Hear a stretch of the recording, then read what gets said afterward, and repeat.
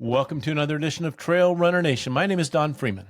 And I'm Scott Warr, and today joining us is the Iron Cowboy, James Lawrence. If you have social media, I'm sure that he popped up somewhere in your threads with some of his amazing world record holding extravaganzas and adventures that he's done. He set a record back in 2012 where he ran in 1 year 30 Ironman or full length triathlons in 1 year. And then 3 years later, he thought, hey, I think I can do a little bit better. So he went and he did 50 full distance triathlons in 50 days in 50 states. We've seen that done before in the trail community and the marathon community. And then a few years ago in 2021, he upped the ante just a little bit more, and we're going to talk about all of these amazing feats where he ran 100 consecutive full distance triathlons in 1 year.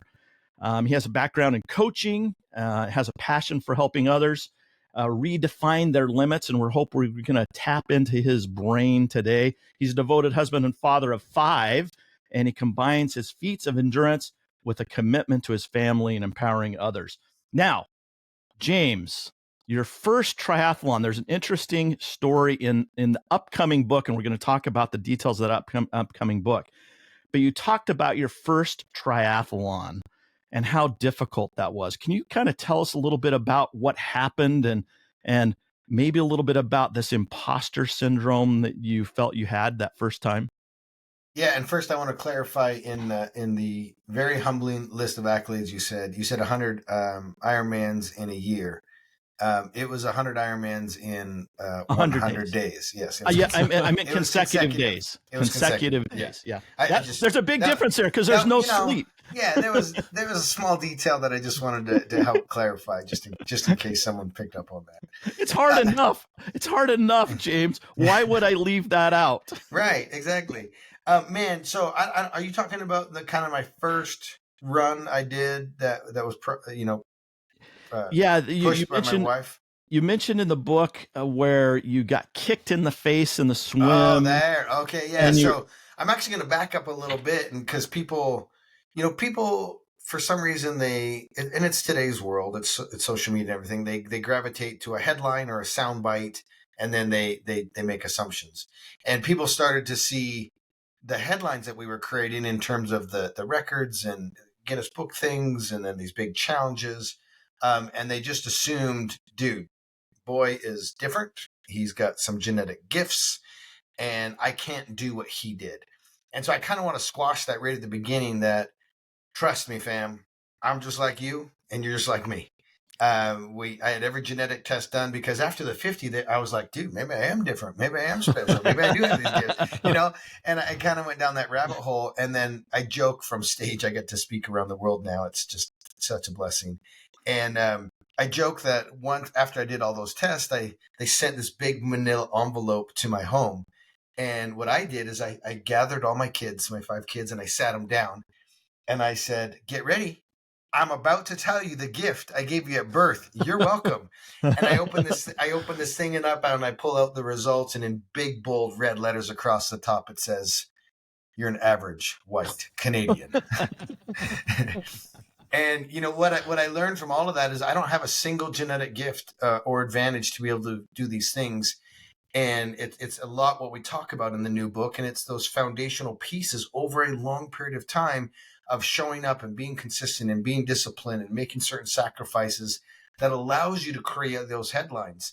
In fact, on the last podcast I did, he was like, hey, congratulations, you were overnight successful in the work you did for over 20 years. You did it right. It just rang really true to me. And then to answer your question, I'm going to go a little bit before my first full Ironman that I did and where my journey started to become relatable to anybody that's listening that maybe at the beginning of their journey or thinking they're not enough. My wife, I grew up in Canada, moved to the United States, and I found out how big Thanksgiving was here in America. And my wife said, hey, man, there's this really cool thing. Our small town of Orem does it every single year. It's a 4-mile Thanksgiving turkey run. You want to come do it with me? And I was like, man, that sounds stupid. But I'm in, let's go. And so I start running this thing, and it's like I was shot out of a cannon. And I start sprinting, and about halfway through, I am dying. Like my lungs are exploding. My heart's going to jump out of my chest. And dude, I look over, and these beautiful women are having a Sunday dinner conversation with their friends, and they're pushing their kids in strollers and laughing. And I'm like, what the hell is going on? I'm a specimen of a male, and them getting my ass handed to me. Anyways, I finish that race. I go home. I'm coughing in the corner. My wife walks up to me. She's like, dude, you're pathetic. I just signed you up for the Salt Lake City Marathon. Figure it out. Wow. And it was in 4 months from then, by the way. It was in April. No, 5 months. And I was like, okay, let's do this thing. And I kind of got fired up a little bit and downloaded a free program offline. This is back in 2004. There wasn't many programs out there. And so I did the best I could. I found a program. I did it. I hated every step of the training. I hated every second of the marathon. I puked at the finish line. I went to some MMA fights that night and just pissed, sat in my seat and watched these guys beat the crap out of each other. And the night ended hours later, and I go to stand up, and I can't get up. My knees had swollen to cantaloupes. I want you to picture the most machoist of environments, and now I'm being wheelchaired out of it because I can't walk to my car. Okay, this is where my journey started. Like, you want to talk like I'm a man? Like I was kicking ass right then. You look like a fighter. You look like one of the fighters in the ring. Yeah, I grew up a wrestler, and that was my background, and so I love MMA. I just love watching some of these guys and the discipline that it takes. One of my heroes is George St. Pierre. Just honor and respect and discipline and hard work and retiring a champion. All these things that I admire. And I had a friend at the time who was kind of dominating the local sprint triathlon circuit, and it was the heyday of Tour de France. And he invited me over to watch the tour, and it was the final day, and I was just like, "This is incredible." And he was like, "Yeah, you probably couldn't do what I do and as fast as I do it." And I'm like, who the hell are you? And so he's like, "The big race around here is it's in 1 year. Do it if you want to." And I'm like, "I'm doing it. I'll bet you $100 I beat you." And he's like, "No chance." And so I dove all in head first. In my very first race, I'm drowning in the pool. I'm learning how to swim. I borrowed a bike. I think I put my helmet on backwards. I got the zipper of the wetsuit in the front. It's supposed to be like just every mistake you could make. But I fell in love with it, man. And I was hooked. I loved the community. I loved the challenge. I loved the competitive outlet as an adult. And so that's really where my journey started. And then as I started going down that journey, you get to the point where you're like, man, I think I can do an Ironman. Like, that's as big as I can think. That seems like an impossible challenge. And when I got in the water for my first race and there was 2,000 athletes and that gun goes off, man, I got kicked in the face. I got punched in the mouth. I got swam over top of. I got my butt handed to me. And that's when you realize, like, dude, this is legit. And you have to respect this discipline. You have to respect open water. You have to respect chaos. And like life, you have to figure out how to navigate through it with some peace and calm, in order to make it to the next section. And so that's really a longer version to your answer. I'm sure your question. I'm sure, but that's how this whole thing started. And now looking back 20 years ago, it's the things we did and how we started was laughable. But I'm so grateful for sucking and being terrible and having the courage to not be the best on day number one, Well, I think that's the point. We have a lot of listeners that, are in different stages of their athletic development. There may be some that have never run a half marathon or even a 10K and think, I don't have any genetic gifts. I may be overweight. I may be slow. I may be whatever. Think of the excuse. And they think maybe I don't belong with this community. And it sounds like you may have had similar feelings, but for some reason, I want to know, why did you stick with it? Why did you think these are my people? Yeah, I think it's just because I loved the energy, and in Utah, the community was so vibrant, and there was races every single weekend, and I was a young parent, and my wife got into it with me, and we were just having so much fun. And then I really gravitated towards biking and became like a powerhouse in my own little world of just feeling that explosiveness and the power and the speed, and I felt alive. And then I was like trying to run people, like it was just so fun and explosive. I grew up a wrestler, and even though I'm like super calm and super chill, like I love that competitiveness of it, and that I could do it every single weekend, and it only took an hour and a little bit to do a sprint, and I could go on and still do the family barbecue and play with my kids. And I just got sucked in, man. I just loved it, and the people were cool, and we started traveling to do these races, and it was just like, just became part of who we were in those early days. And I think the listeners need to realize that's 99% of the people. Like, we all feel like we don't belong, and I think it's just human nature to think like, oh man, everybody else is so great. Why am I? Dude, it's all of us. We all have that imposter syndrome. We all just want to be part of a community. And I think really that's why I was drawn to it so much, is because it was a community.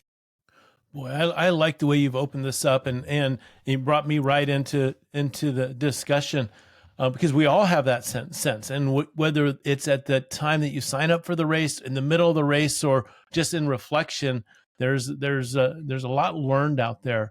And I want to ask you this question. If somebody asks you, what is your superpower, James? What do you think your number one strength is? Is it endurance? Is it perseverance? Is it mental strength? I mean, where is your secret weapon? Is it stupidity? Well, I was leaving that for him, Scott. I was leaving that for him if he wanted to own up to it. I think it's my unique ability to endure mind-numbing boredom, and the repetitive. And in fact, I think it's a superpower, because in life, if you can manage the mundane, and if you can be okay with doing the tasks that nobody else wants to do on a regular basis, dude, you become invincible. And I don't think it was necessarily a gift. It was just something that I've developed over time. I honestly believe if someone said, "Hey, James, get in that truck right now, and you've got to deliver this thing across the country. It's going to take you 4 days to get across. No music, no nothing. You just got to sit there and drive." I'd be like, "Cool, no problem." And my wife couldn't do it. Like, it would drive her bananas to sit there in silence to be able to do it. Now, she would do it because she's friggin' tough as nails, but she would hate every second of it. In fact, I would thrive doing it, because I'm like, this is awesome. I don't have to talk to anybody. Nobody's bugging me. I just get to create. I get to be in my own mind, in my own space. And in fact, I think I have a unique gift that I've developed over time, and it's the gift of suffering. And for the longest time, and this is actually how the documentary starts, that's on Amazon Prime, nominated for an Emmy. Nice. It starts with like, dude, everybody's got these amazing gifts, and he's super talented, and she can sing, and he can dunk a basketball, and they can backflip, and what's my gift? And then I'm looking back at my career, I'm like, dude, I have the gift of suffering. And then you're like, that's the most terrible gift on the planet.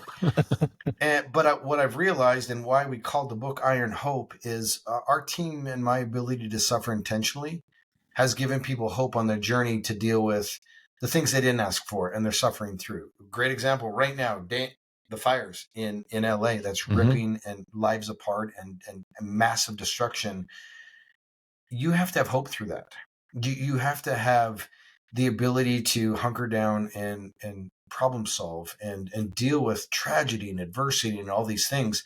And that only comes from having the ability or having done difficult things on purpose in the past to get you to that moment. And it starts with hope. And that's what it was. So if I have a gift, man, I can suffer like nobody's business. James, I'm curious, it sounds already you're a fairly humble guy. You're saying, the reason why I did this was to give people hope. Does it give you hope when you're suffering? When you're suffering in a long race and it's just all you see is dark, where do you find hope? How do you find hope? Do you find hope? Yeah, for sure. And it's absolutely demoralizing. And in those moments, I'm getting my ass kicked too. But it's when you charge through the fire and you make it on the other side that you develop that hope and you become more resilient. And life is about stacking wins, and success breeds success, and confidence breeds confidence. And as you're navigating those things and choosing to run through that fire and get, sharpening your sword, you become more hopeful for other things. And it makes you more strong and more resilient for when life happens to you. And in fact, I just did a podcast with the gentleman that wrote The Rise of Superman. And it's talking about flow and mindset and all these things. And oh man, I lost my train of thought. It's a great book. Maybe you should read it. There you go. Hey, since you lost your train of thought, I'm going to take us on a short detour that has nothing to do with triathlons. Perfect. But it has something to do with suffering. And we got a question as we were working through scheduling you to have you on the podcast. One of your handlers told us about the audiobook for Iron Hope. Oh, man. Now, this book, by the way, folks, is coming out on the 21st of January. So just in a few days after we air this, it's coming out. It's also going to be available in an audio version. But somehow, some way, James was convinced or volunteered to narrate the audiobook. Mm-hmm. And I want to hear the story behind that. How hard was that? Yeah, okay. I barely got out of high school, fam, okay? And in fact, I don't even know how I graduated. I think it was just because I was such an outstanding wrestler that they were like, bravo, you brought some accolades to our school. We're going to give you a diploma. And we don't want to hang out with you for a fifth year. Yeah, so exactly. They're off like, you go. We are done with you, sir. And you can move on, and the future's yours. But no, the reality is I made a huge mistake. Our first book was Redefine Impossible. It's done incredibly well through our speaking circuit, and the feedback we've gotten on it was great. And the mistake that I made was I didn't read it. I didn't do the audio version of it. And the reason I didn't was because it was so emotional. There was a lot of difficulties in that challenge. My family was young. I was learning how to navigate and shape my mindset and do all these things. And I would have had a really hard time reading it and getting through it. And I've since learned techniques and how to process things and become better with managing my emotions around the journey and compartmentalizing certain parts of it. And so I didn't necessarily want to, but I knew the public would want me to do it. Mm-hmm. And it needed to come from my voice. And it took me, a while to get through it. I think I've read the book like 6 times now because I had to reread every sentence like 10 times until I got it right. And even then, it's funny when you read an audiobook, there'd be some hilarious outtakes. And I thought I got it all right. And there's a producer there on the other side. And when you make a mistake, they fix it.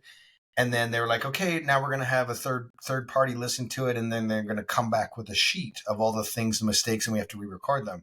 And I was like, oh, no, we did a great job. That's we're done here. Yeah. And sure enough, man, a full sheet of changes. And they were so funny because they would have me listen to what I said before as I'm reading what it's supposed to be. And I'm like, how did we both miss that in terms of what it was? I would say a totally different word, like not even close. And it was a really cool experience. I really enjoyed reading it. I hope the viewers, our listeners, enjoy listening to me narrate it. It was very difficult for me to do. But now that I'm on the other side of it, it's like anything, it's impossible while you're doing it. And then once you finish it, you're very proud of it. And so I am proud that I was able to do it. I wanted to get back to where I lost my train of thought. Yeah. It was about changing the conversations that we have with ourselves. And I can't remember the question exactly, but my answer was going to be to the tone of, we can't have 2 thoughts at the same time. It's impossible. And to shift my way through those difficult moments, I bring in a positive experience that I've had in my life. And I replace some negativity with positivity, which changes my ability to manage those difficult times of suffering. And so it's just a small technique that we can do. Darkness can't exist in the presence of light. And so once you start to learn that, especially as men, we can't have 2 thoughts at the same time. Once we realize that, and that we can't have 2 thoughts at the same time, now we're in control of this little guy right here, and we get to control the narrative. In fact, one of my recent discoveries or thought processes was nobody talks to you the way and the volume and the amount that you talk to ourselves. And you wouldn't be friends with someone that talked to you the way that you do to yourself. So why do we tolerate it? And the reality is we can manage and control those. It just takes some emotional intelligence and some practice and some awareness and some things to do. And that we cover those techniques in the Iron Hope. And that's why I think it's going to be so powerful, because my entire objective is to help people start winning the conversations they're having with themselves so they can have those shifts, which lead them to better experiences, which ultimately gives you a better life. Boy, that's such a powerful statement. Would you be friends with somebody that treats you like you treat yourself? 100%. And the answer is no, you wouldn't. You wouldn't tolerate it. You'd beat the shit out of them. Yeah. And I'm glad to hear that you have some information in that book, in the book that you've just written, Iron Hope, that brings that to our attention and helps us change our relationship and our dialogue, our internal dialogue. And we talk about that often. How do you have negative chatter in your head and still perform well? It's hard. It's hard to feel good when you're inside saying something different, when you're an imposter thinking, I shouldn't be out here. This is a long ways to run. I'm not feeling good right now. I think I have cramps coming on. Maybe I should sit by that tree over there by that rock. I mean, there's a very powerful conversation that goes on in your head trying to talk you out of this event that you're doing sometimes, or even just a training run. Yeah. And you want to know what one of the most amazing realizations that I've had and that we share in the book is the relationship that we have with the bully, the person inside our head that's trying to discourage us. For the longest time in my career, I was trying to silence the bully, and everybody talks about trying to eliminate the negative talk in our head and all these things. And I've reshaped and reframed my relationship with the bully and the conversation in my head. And now to the point where I believe that we're never just standing still. We're either moving forward or moving backwards. And if I haven't heard from that bully inside my head for a long enough period of time, I'm slipping. I'm being complacent. I'm sliding into mediocrity. And so I now use it as a baseline because I have a skill set to silence him or manage the chatter. But I need to hear from him on a regular basis because that means I'm showing up on my journey. I'm pushing boundaries. I'm having experiences. I'm learning and running through fires. And so for me, dude, I love my bully. We're bros, man. I appreciate him. I use him now as a tool to push me and as a barometer of showing up in life. James, I'm curious if you can give us a small taste to the listeners here so that they can then be motivated to go out and buy the book and get the full entree of all the tools. When you first heard the bully and you had these negative thoughts, how do you silence that bully? How do you get past and turn that negative thought into a positive thought that can keep you going down the road? Yeah, and really it comes down to recognizing that you have control. And it was in that first Ironman where I got kicked in the face and punched and thrown over top of. And in fact, I sank below the surface and I'm looking up and I'm like, this is how it ends. Like, this is it. It is over. And then switching that conversation and realizing that I was in control, came back up to the surface and took control of the situation and started to manage chaos in an appropriate way. And that's how you do it. It's about learning the techniques and strategies to bring in the light, to shed out the darkness so that you can take that next step and advance in your journey. How do you go from being, several feet underwater, pushed down from this entire group, then to come out the other side and say, I love this community? How does that square that circle? Well, I think any successful person would say the secret to success is having a short-term memory. And when you cross the finish line and you have that experience, everything disappears and it all becomes worth it in that moment. And in fact, one of the pieces and stories that I tell on from stage is I show a video of me like just pounding my chest across the finish line. I'm super excited. I'm fist pumping through the air. And I said, I want to have that experience as often as I can. Mm-hmm. And that's what put me on this journey. And we remember, man, as you get older, and I'm sure you guys can appreciate this. I can see the gray in your beard, Scott.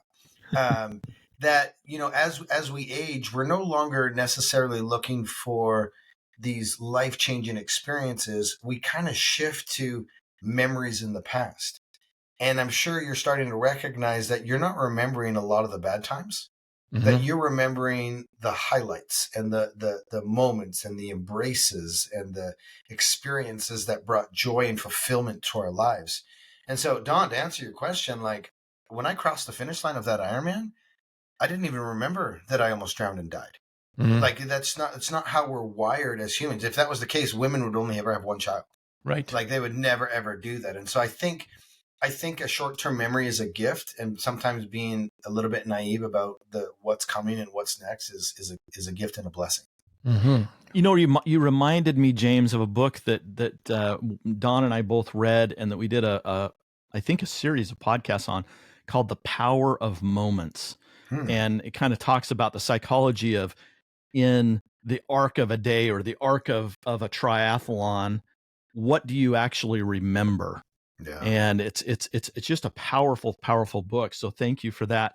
I have just real quick. Yeah. We did the 50 and then we did the 100. I would have never did the 100 if I remembered all the bad moments from the 50. Because, like, there's no chance. And for some reason in my head, all I could remember from the 50 were the finish lines and the experiences and the connections that we made. And I'm like, dude, I want to double that and have double the amount of experiences and positive moments and all that.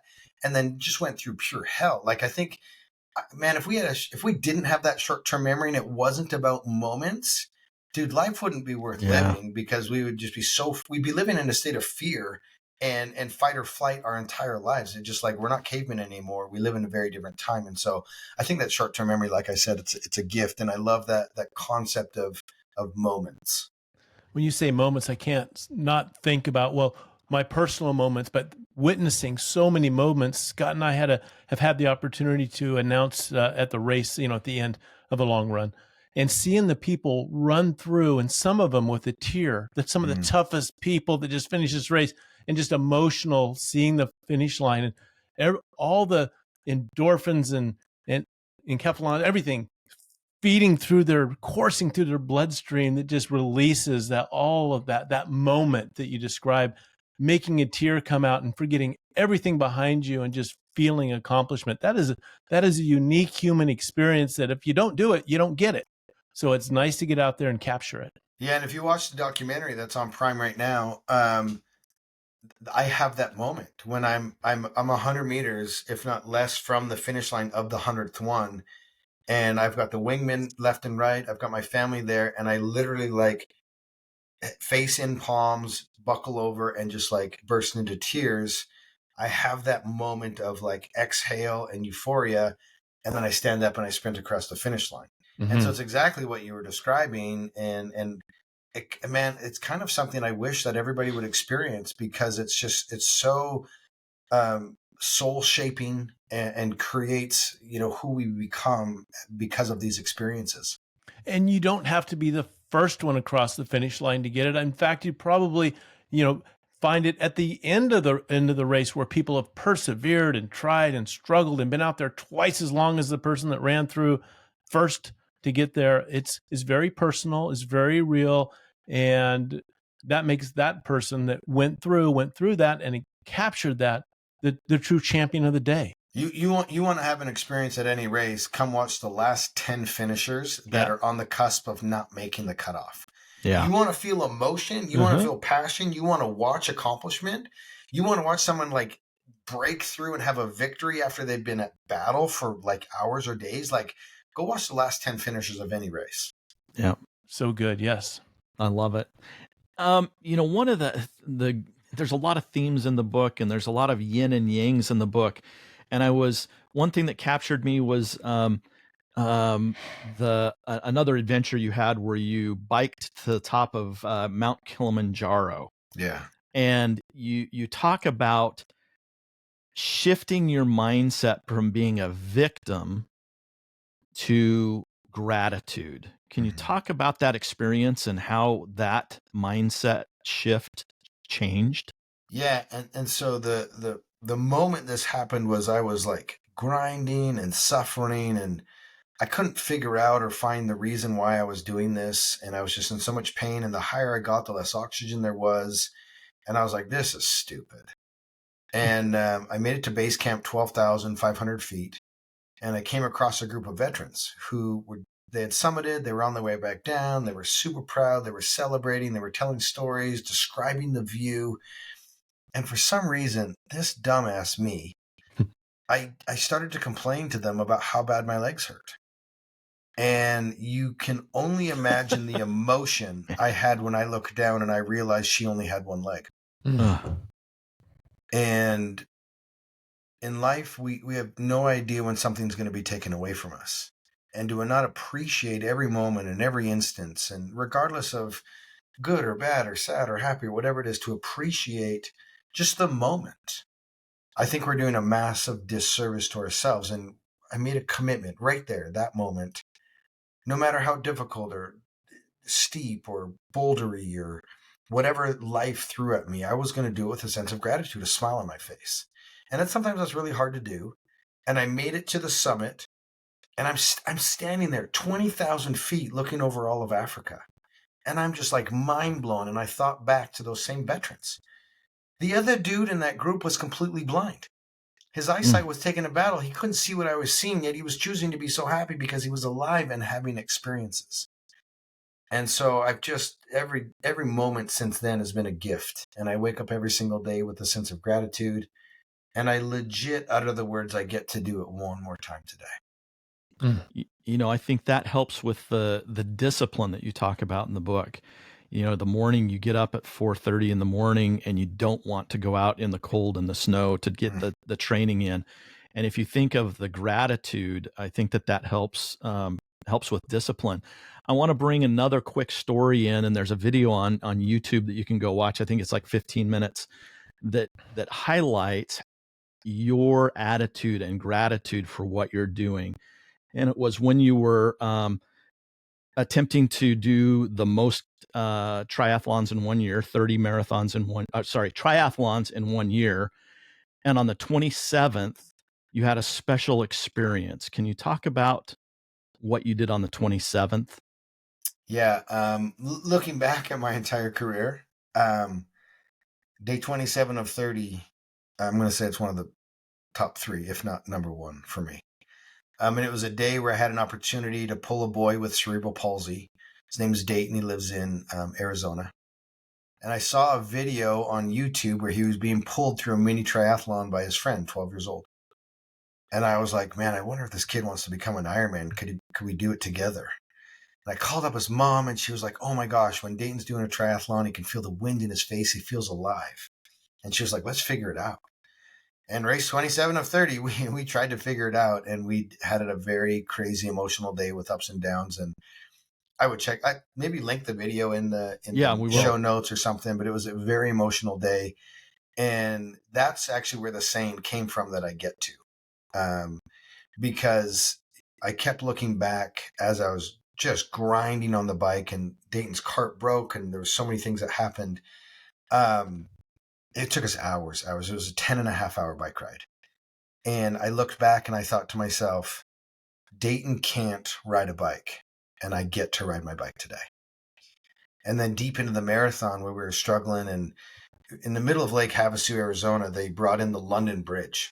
And this run course went up and down this bridge like 3 times. Well, Dayton's in a friggin' trailer, in a cart.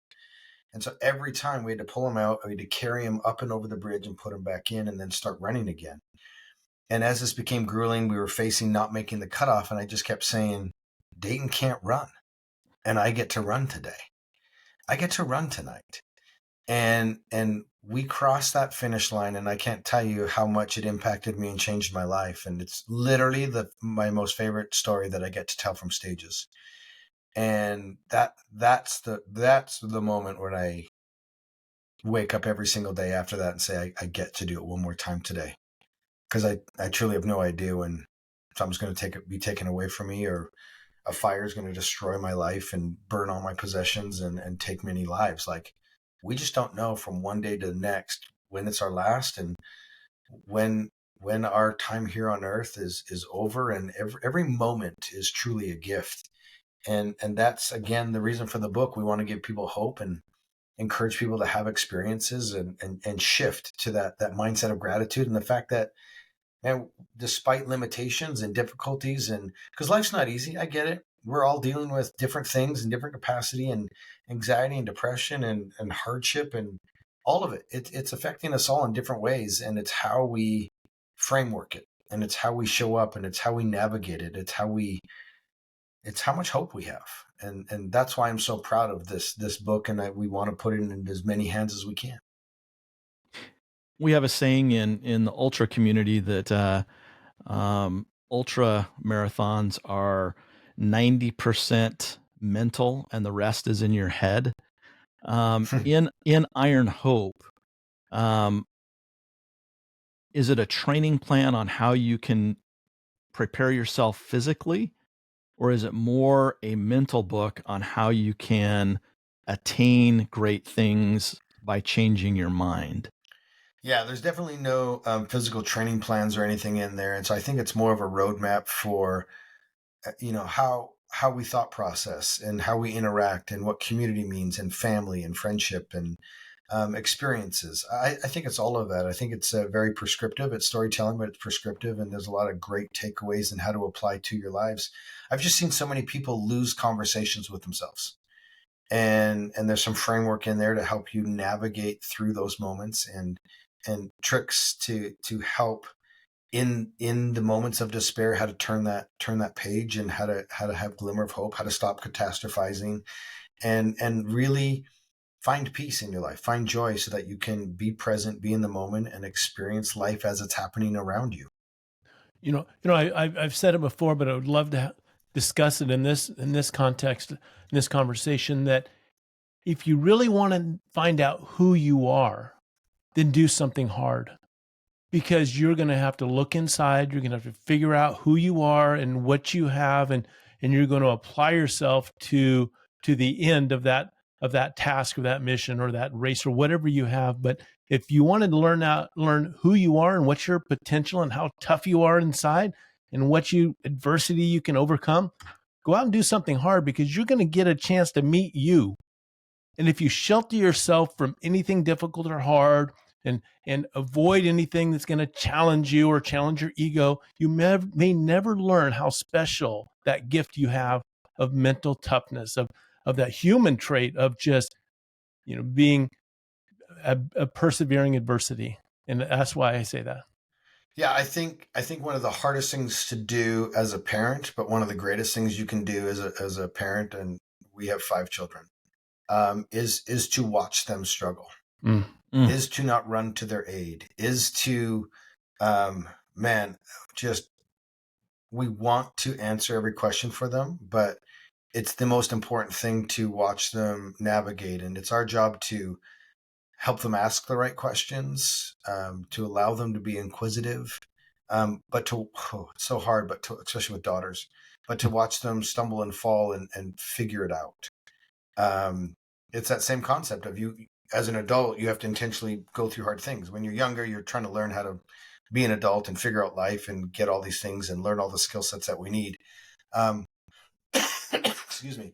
But as an adult, one of my favorite things to say is, when was the last time you did something intentional that was difficult? And a lot of times we don't have to, because life is hard and we're just trying to figure it out and showing up, and we're going to build that resilience. But if you find yourself complacent and kind of maybe slipping, you have to challenge yourself on a daily basis and do difficult things, because that truly is the only way to come out on the other side a different and more resilient person.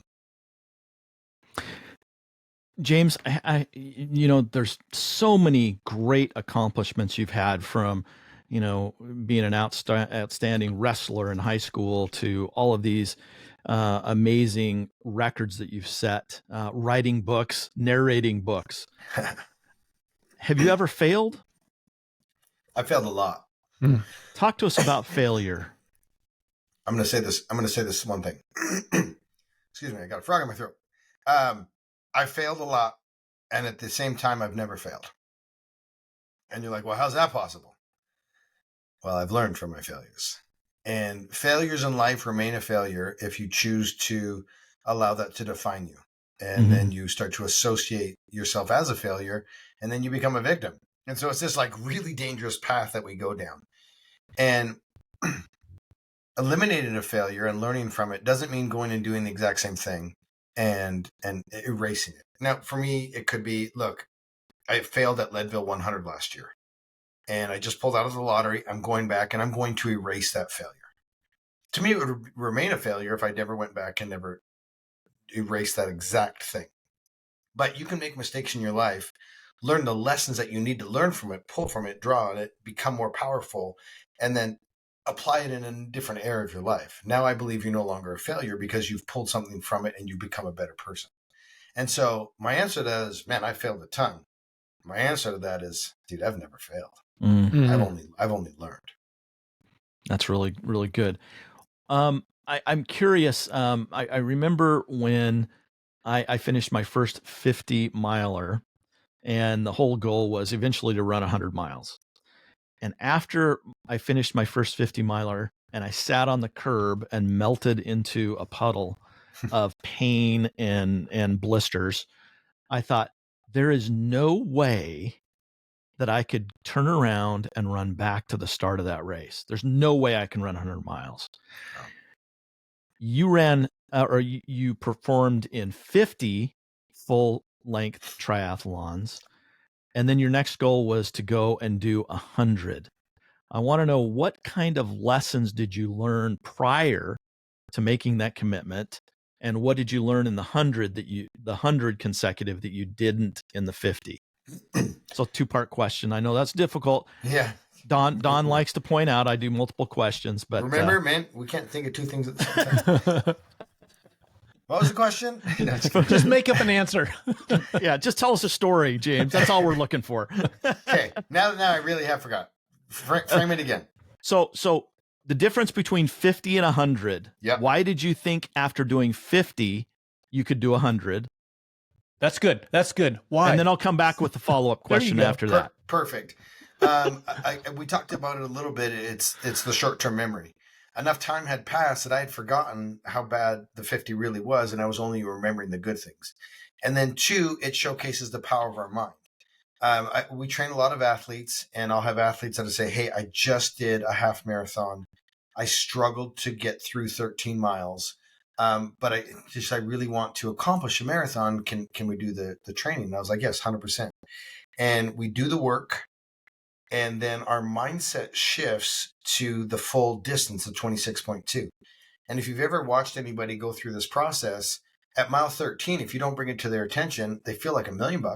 They breeze through it and they cruise on to mile 20, and then they start to struggle, maybe 22.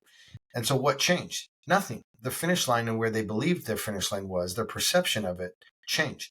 This should highlight and showcase to everybody the power of the mind and what we think is possible.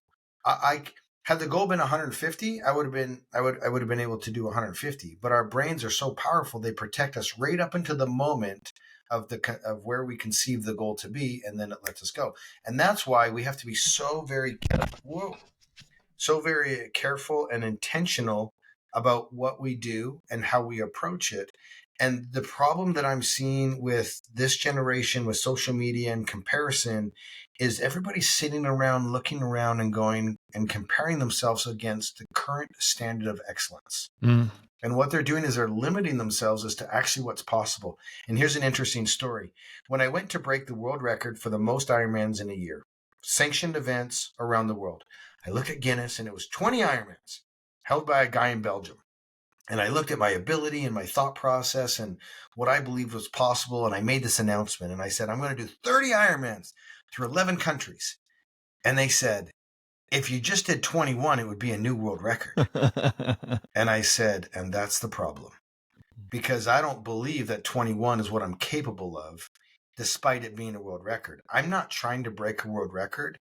I'm trying to set a new standard. And so we need to walk around and change the way we're looking at things and stop trying to break what mediocre is, because that's what the current standard of excellence truly is. It's mediocre. In fact, it's piss poor. Mm-hmm. We need to start approaching life as to what we believe is possible without imposed limitations from other people. And so as soon as I shifted my mind to that, everything changed. And then now it's infinite. It's unlimited to what I believe I can do. I do like your story, and I've experienced that, and I think we all have, is the reason I bring it up. If the start is point A, and point B is the finish, it seems like no matter what the distance is, I am so happy to be approaching point B because, boy, I'm tired and I've had about enough. Yeah. But if B was much further out, twice the distance, I would have cruised past that original B right to the end. The mind somehow wraps its head around where B is, and it measures your mental capacity, your physical capacity, it measures the whole thing out, sets expectation, and allows you to finish with a real story. Just made it. Made it. I got to tell my body, I don't need to just make it. I just want to be happy the whole time. I've got to redefine it. And that's why sometimes in trail running, and I don't know if you guys have this issue in triathlons, James, if a trail isn't well marked, you can get lost. Yeah, for sure. And some people are demoralized when they go 2, 3, 5 miles off course, and then they have to turn around and go back those 2, 3, or 5 miles. And they've in their mind said, this is a 50K race and I just ran an extra 10 miles, there's no way I can make it.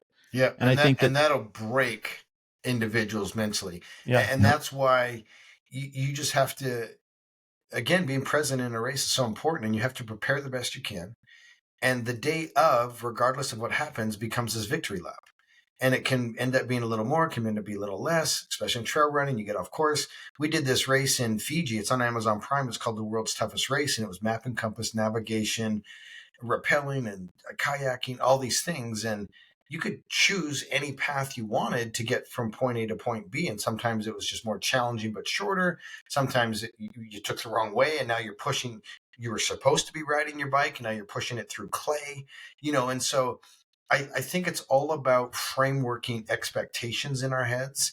And if we can have that expectation, like you just said, of like, my goal today is to smile the whole damn time, and I don't know how long this is going to take me. That person's going to have a much better experience than the person that says, okay, I have prepared to do just 50 miles today and nothing can go wrong. Dude, there's no race that goes right perfect. Life's not going to be perfect. There's always going to be struggles and challenges. Life doesn't get easier. You just get stronger. And so we just need to be very conscious on the continual, to be present in the moment, and then just manage what's happening to us in the process and be okay with what it is, and always be able to continue and endure, because that's always going to be changing and evolving, especially even in racing, it changes. How are these experiences made you a better father and a husband? Yeah. I get a lot of time away. Just kidding. Didn't say that. And that's always better for the family. No, you learn a lot about yourself. You learn about patience. You learn about tolerance. You learn about, you have more compassion and empathy. And so there's so many life lessons in trail running and endurance riding. And I think the ability to have that alone time and think about things and reconcile your past, and some forgiveness comes into play, and the ability to dream and create. There's just so many benefits that come from doing these endurance races and challenges. I've had conversations with the devil, and I've had, euphoria and all these things. And it comes to the point where I'm like, man, this is the point of life. And I want my kids to go through all of these emotions. I want my kids to experience failure. I want my kids to experience that finish line. I want them to pound their chest as they go across. I want them to be demoralized and figure out how to stand back up on your own power and keep going. That's made me be a better parent, because I want them to have those experiences, and they can't have them through me, but I need to allow them to have them. And I'm really referencing running, but I'm sure it can be related to any activity at all. We're introduced to running as almost a form of punishment. Coach says, take a lap, right? Or you in wrestling, you've got to drop some weight. So you put on a rubber suit and quit drinking water, spitting in a cup, and you just run until you make weight. So running is not something that's thanks enjoyable. for bringing back all my trauma. There you go. But running doesn't have to be hard. Back off a little bit. Enjoy it while you're out there. Really, as you're out there doing it, you can have all these, epiphanies and moments and solving problems. If you're comfortable with what you're doing, don't always push to the very edge all the time, because that's not fun. Doing things that are real hard are hard to do all the time, and they're not a lot of fun. So you've got to enjoy it. We love our sport, and we should love doing it. Yeah, and I think that also brings in community. And we went through a phase there where it was like no pain, no gain, grind all the time, hard efforts every single day. And, we've seen a massive paradigm shift in training and psychology and the science behind it. And everything I do now is zone 4-5 or zone 1. And I really look forward to my zone 1 recovery days and allowing my body to adapt to the stresses that I did. And then I've got those suffering days where I'm like, yep, this is what it is. And that's why I love mountain biking too, because in fact, I think mountain bikers are the strongest cyclists in the world, because guess what? All they do, zone 5, zone 1, zone 5, zone 1. And they're out there, and they've got to be mentally sharp the whole time, going down and climbing, and mentally while you're grinding, and mental when you're trying to navigate the rocky terrain and this fast downhills in the corners. And so, it's just this beautiful thing. And you're right, 1,000%. Like you can't be all out all the time. You'll fry, you'll burn out, you'll quit, you'll get injured.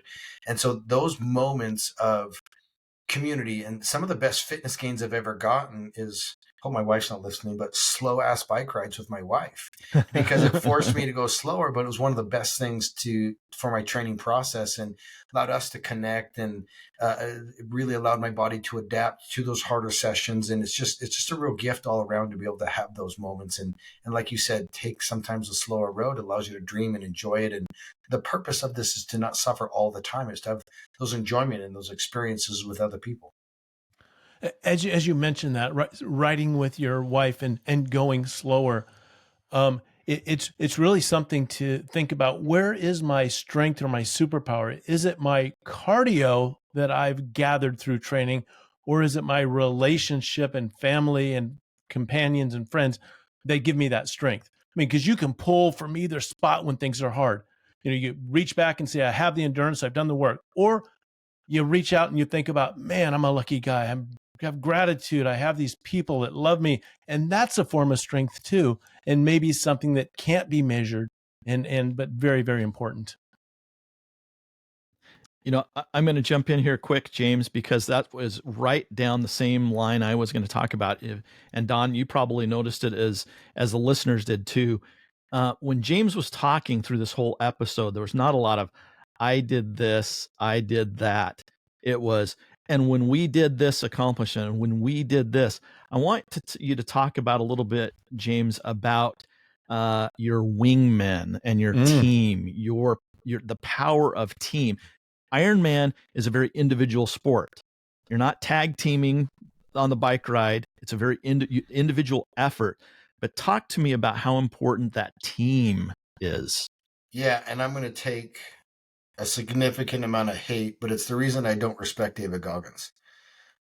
Because he's of the opinion you have to isolate yourself in order to be great. You can't have a sense of family or community. You have to completely go inward and suffer and on all these high levels. And I hope that people have recognized that you can achieve extraordinary levels with a family and with community.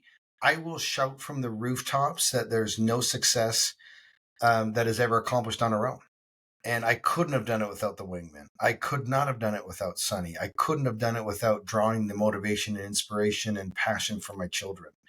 And yes, there was moments where I went inward, and yes, I'm pounding my chest. I'm the one that did the work and the intervals and all those things. You do not have to be an isolationist to be an expert. You don't have to put people down. It can be community. You can have fun, and you can be the best in the world. And so I will go to my grave praising my wingmen. I do everything I can. We're brothers.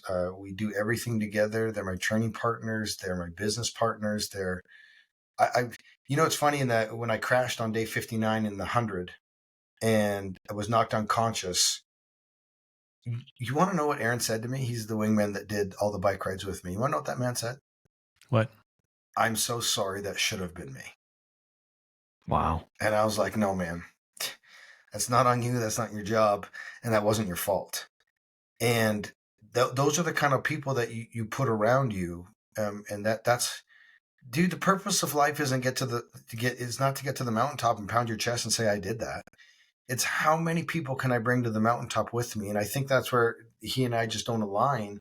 And we're very different, and we're both exceptional, and he's having a great impact with what he does. But I just think there's maybe a different, better way to approach it. And I'm doubling down. I'm pushing all my chips to the middle of the table. This is about team. This is about family. This is about community. And at the end of the day, it's about hope. That couldn't have been a better wrap if we would have planned it that way. James, let's talk about the book. The book is Iron Hope. It's coming out on January 21st, which is a few days from when you're going to hear this podcast. Where can they get it? What's the best way for them to acquire Iron Hope? Yeah, we're going to give you guys a link, and on that one link, you're going to be able to get it on Barnes & Nobles and Amazon and anywhere that you like to purchase your books. And I just want to say just a heartfelt thank you to anybody that wants to support us. Pre-sales and early sales are massive for us authors, and it helps us reach that New York Times bestseller. And that would just be a personal, selfish accolade. And in fact, I really don't care about that. I just want to get this book into as many people's hands because I know what's in there. I put a lot of my heart and soul into writing it. There's 20 years of experience that has gone into this book.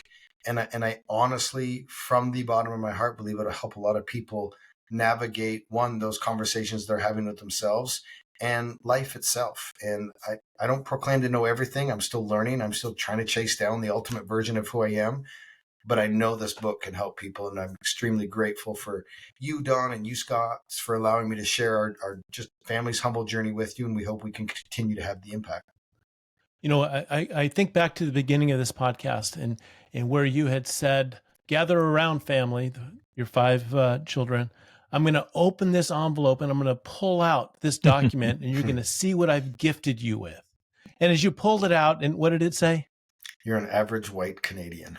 You are an average white Canadian. They didn't measure your true superpower, which is motivating people, which is believing in yourself, which is believing in others, which is having the we can do it attitude. And they didn't have a test to measure that, but it was very clear that should have been in that envelope. More valuable than a genetic chromosome. No, thank you, boys. I really appreciate that. Let's talk real quick about the documentary on Amazon right now. Yeah, documentaries on Amazon Prime. Super humbled it was nominated for an Emmy.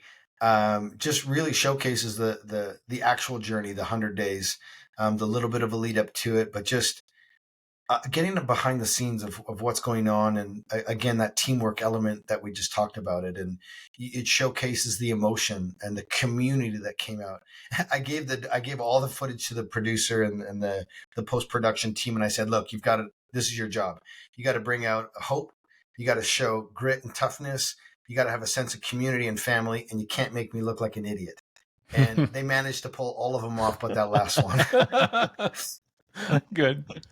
That's funny. Well, I have to say, James, there's a lot of golden nuggets in this episode, but I think the overarching thing I'm going to take away is sometimes when we trail runners, we're a unique, eclectic group of people. And sometimes when we see a triathlete in their spandex and their aerodynamic helmet and shield glasses, we think those guys are from a different planet. And this helped me bridge that gap a little bit. I think that you are cousins, maybe even brothers of our community. So thank you for that. I love it, man. And maybe it gives you some solace knowing that I've done some 50 milers. I ran 250 miles across Greece. Nice. We did the adventure race in Fiji. And so I actually don't like running, but I enjoy trail running. And so I'm going to be pacing a couple friends in the Bear 100 this year here in Utah. The Wasatch 100s right here in our backyard. And so, I love trail running. We have some of the most incredible trails here in Utah. My wife and we run the dogs all the time. So I don't think I'm that far away from you guys, man. We're closer than you think we may be. Well, if it's a bike, if it's shoes, if it's some flippers, I don't think you can wear flippers. I think that's against the rules. Yes. The best thing to do is just get out there and run. Mas.